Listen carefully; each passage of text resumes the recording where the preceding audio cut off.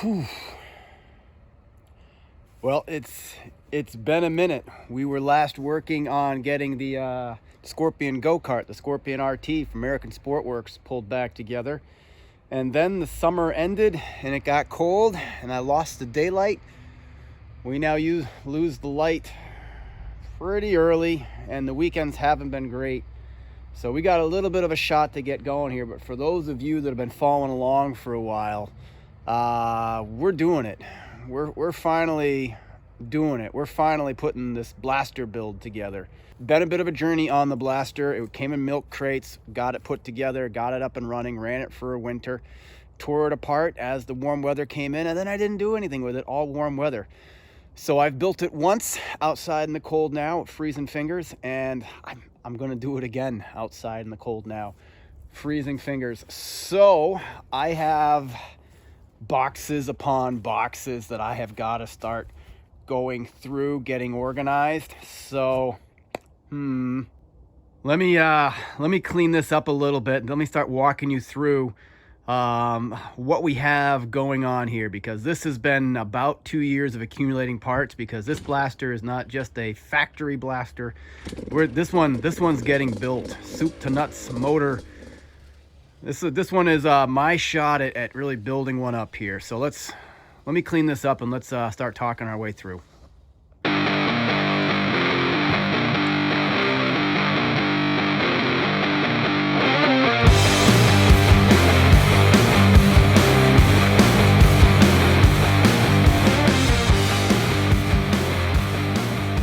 I'm going to start over here at the left. So some of this, nothing fancy. This is the OEM harness. We're going to be reusing this. We'll clean it up as best we can. I have the material to rewrap it. I don't know if I'm going to do that. This LRD right bend adjustable pipe. Because we're doing motor work, we have, well, we'll get to the motor later, but we have an LRD. Got this off Marketplace. It's going to need some work, clean up. Big thing here is the baffle is snapped off, so I'll have to do that. And obviously we got to repack. So we have some work to do on the exhaust. I'm not quite sure how far we'll go trying to restore this, but it certainly is fully operational. I think we're kind of bouncing around a little bit here. These are YF Z450. These came off a Yamaha, and why I got this used setup is I wanted the spindles. I want the spindles because I'm going to do a hydro conversion for the front brakes.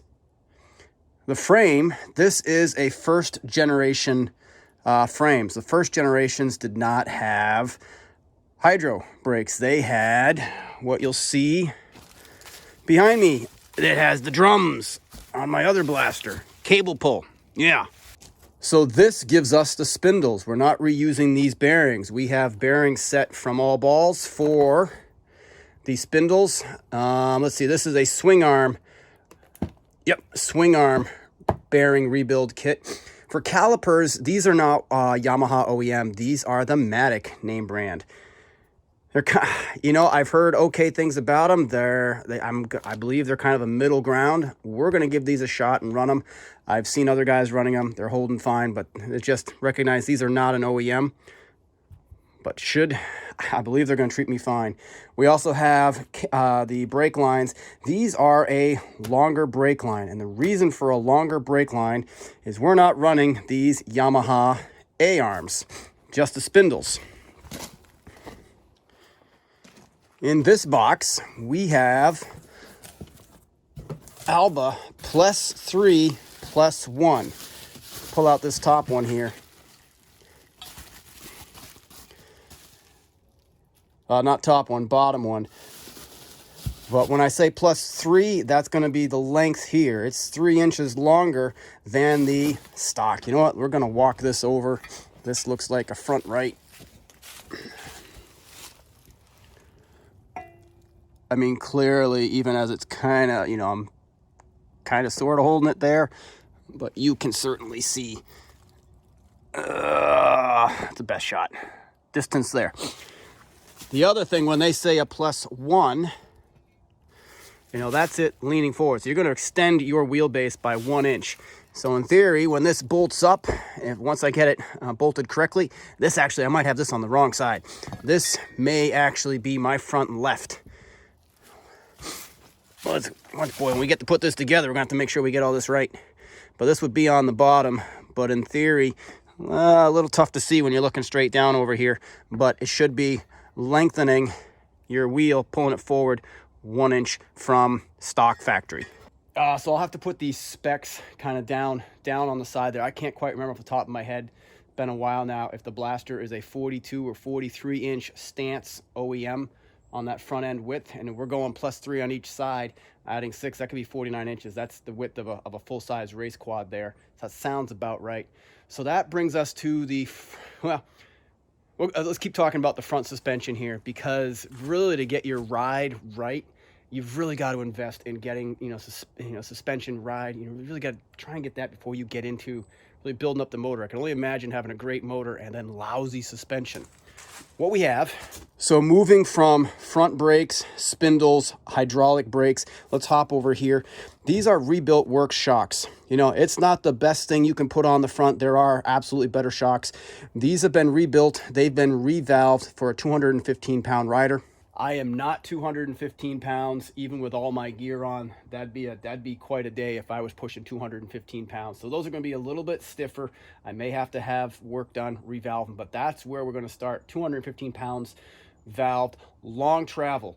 Again, I'll have to put some specs down here, but as we go to these longer A-arms, we needed a longer shock.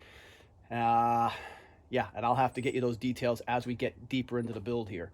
Tether kill switch. We've got to replace a few pieces, like the chain roller here. We've got some hardware as well. Boy, I think this hardware is part of the A-arm hardware, because I don't believe the Alba came with A-arm mounting hardware. Could be wrong.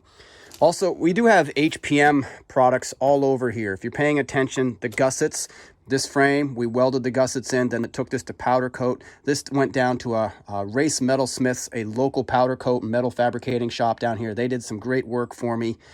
So now we have gusseted this frame so we don't crack it in all the famous places that a blaster likes to crack when adults, big kids, are playing on them. But also, we're going to do an aftermarket case saver here, also from HPM Power Sports. Little other doodads here. These are the clamps that will go around your A-arms. Ultimately, the Alba is to hold your brake lines in place. And I need a new master cylinder to set up because, well, I didn't have a master cylinder coming from the blaster, again, it being a cable pull. Also, handlebar risers. These are a little higher. These are, what is this? A 22 millimeter bar riser. If you've ever been riding blasters, this one has, I guess, about a 1 inch riser on here. I have many a day where if I'm cranking on here, my knees can get caught. And if your knee hits this, which on the stock rise as an adult, I'm 6 foot, hits your throttle, that's a very exciting day. So handlebar risers, we are running the stock stem. I could get a Warrior stem, which would give me, oh boy, again, I'll have to put specs down there, but I think it's a 1.5, maybe a 2 inch rise. But I know you guys in the comments can check me on that. You guys that have been building these, many more of them than I have. This is going to be my first go through with really trying to do a built blaster. And there's particular years for the Yamaha Warrior stems. It's not just any stem that can go in here. But many guys that do these builds, they run a Warrior stem. They get that extra height kind of by default versus trying to put in risers. Moving down the line here, RM stator. This is a high output stator. The stock stator is a 55 watt stator. The high output stator puts out 75 watts to your lighting coil. It's a coil on the left here. Your ignition coil on the right, the big copper colored coil, that's your lighting coil. You can power more lights, more doodads, under lighting, whatever you want there. In this case, this one, I believe I have already floated this stator. Looking.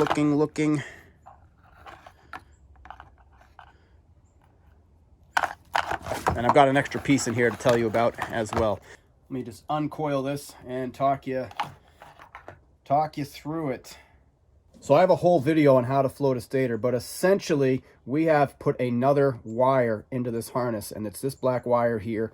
The other end of this coil was grounded out. Probably it was right here, which grounds it to the frame.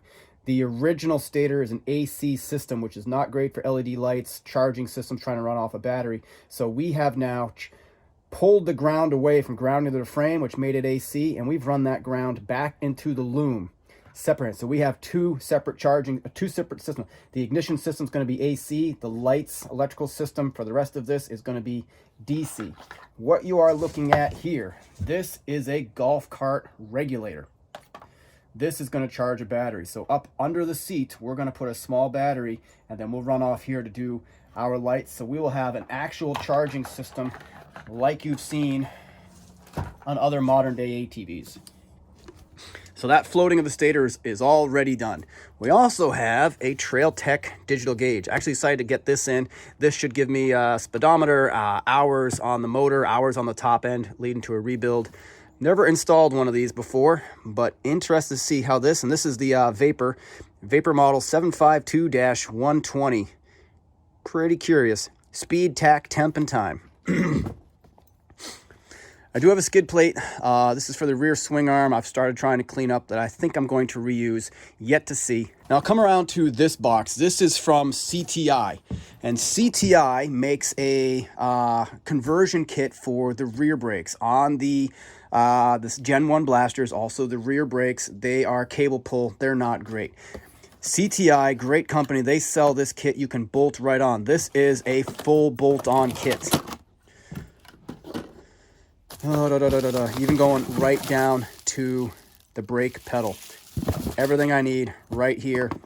Check these guys out online. You can get a full conversion. Now, I will say something else. CTI now has a front conversion kit as well. When I started collecting parts, CTI had not released their conversion kit for the blaster to go from the cable drum brakes to hydraulic. So hence I started pulling parts together from old Yamahas to do a conversion. You don't have to do that now. You can get both conversion kits for your Gen 1 from CTI if that's what you want to do. I didn't mention it before, but the gussets here, you may have seen, they're HPM brand. You can get your HPM, you can get your gussets from HPM as well. Another guy, kind of a local small shop, great contributor in the blaster community. Same with CTI here. If you need parts, I really recommend going to these guys and supporting the guys that are keeping sport quads and the blasters alive. Also, again, just a call out, love working with the CTI products, love working with the HPM products, and there's other small shops in here that I've pulled parts from. Another one, Dirt Fanatics, great crew over there as well. I'll have others down in the description of these videos. They're small shops that are keeping the sport quads together. Good used parts, good new parts they're fabricating. I guess I can't stress it enough, trying to support the small shops. It counts when you're trying to keep sport quads alive and keep these old ATVs from just becoming extinct. So thank you guys. Appreciate the work you're doing. Appreciate the support you guys have been giving on this build so far. We'll come around here a bit, and you're seeing some of the leftover blue plastics that we have here. Now, we've got some work here. I don't anticipate running these plastics, but I have not purchased a Meyer or anything else. But let's touch on one thing. When we build the motor, the airbox is going to have to go. So we've got something we're going to have to do here still. We're going to have to figure out how we're going to fabricate and what we're going to do for an airbox, because with the built motor, which we haven't talked about yet, the OEM carb isn't going to, it's not going to give us enough airflow, so got to do something different. We talked about the wider front end. We're going to need a wider rear end. This is going to be a Tusk adjustable axle. I should be able to match the rear end with the front, so again, we don't look funny riding down the road. Everything will be all squared out. We've got our tires, front and rears. These are the Sun-F name brand. I'm not even sure if it's how you say it, S-U-N-F. Those will be riding on the box down here, and I'll open that in a moment. But those are Alba bead locks. I think those are going to be great as well. But let's start down the left here. I have a hunch that these are counterfeit. I betcha. So these are the Reed's V-Force 4 going in the motor. And, the first indicator that makes me think that are these green gaskets. These green gaskets, they're not the highest quality ones that are out there. So there's your first hunch. And if I pull this out, you guys that know better might weigh in and let me know. We've got the branding engraved on the side. It's a sticker. I don't have a lot of experience with a real OEM here to understand if I am looking at genuine or not. But I tell you, West Lebanon is not that far from me, their shop. I should just roll over there and talk to the guys and see what they think. Steering stem I mentioned. This is the OEM stem, looking to reuse that. We do have an Alba front bumper, and we have some color options here from black to blue. SFX rear grab bar. Some of the things we're going to reuse. I mean, I don't anticipate reusing the light, but I've still got all my parts laid out. Powder coating. So here we have our rear hubs in this gloss green. We have our sprocket hub. We have our rear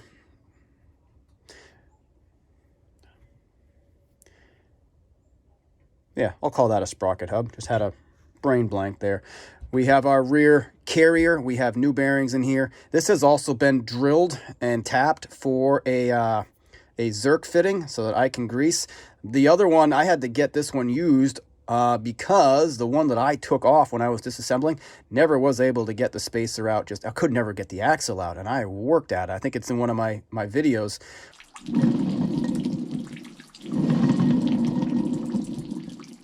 Those bearings sound horrible. Yeah, so we're going to do a better job there. New bearings, obviously. Rear brake rotor, and again, our front hubs. So you're going to get these green hubs are going to pop through a high gloss black Alba beadlock rim. That's going to be pretty neat. We're going to have this all up against, offsetting off of this green. And finally, we have this rear swing arm, bit of a red we're going for here. It's got a little bit of orange to it, I guess, if I were really to describe it. But it's going to be a pretty loud color build between gloss black, gloss green, red, and this gloss yellow frame. It's kind of, I don't know, as best I can call it, Miami. Finally, all these bolts been cleaning up. These have been through tumblers. Tumbler media, really it's a walnut shell media to get them all cleaned up. And little by little, I am dipping these in a sealant. Oh, coming around in here, there it is. Caswell penetrating sealer. The bolts are going in there and then drying. The idea is to protect them from additional rust.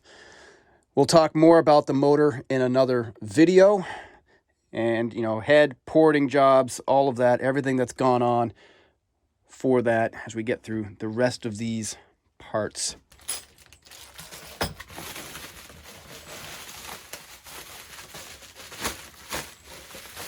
This is one of the fronts, and there we have it. And so a little bit of an idea. Pretty cool. Looking forward to seeing that all come together.